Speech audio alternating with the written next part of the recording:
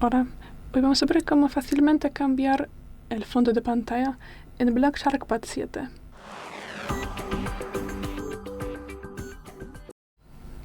Para esto pasamos a los ajustes. Luego bajamos y abriremos aquí fondo de pantalla y estilo.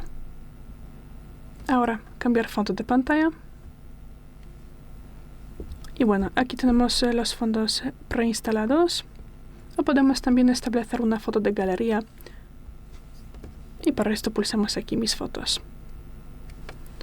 Bueno, seleccionamos la foto. Puede ser, por ejemplo, no sé, esta. Y aquí también vemos la vista previa para la pantalla de bloqueo y aquí para la pantalla de inicio. Y si nos gusta, pulsamos aquí establecer fondo. Y aquí podemos marcar si queremos ponerlo para ambos o para solamente, por ejemplo, pantalla de inicio. Luego confirmamos con seleccionar.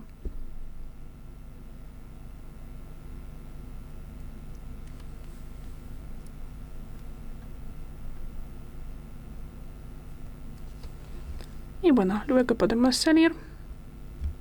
Y ya, es todo. Gracias por ver el vídeo, danos un like y suscríbenos. Hasta luego.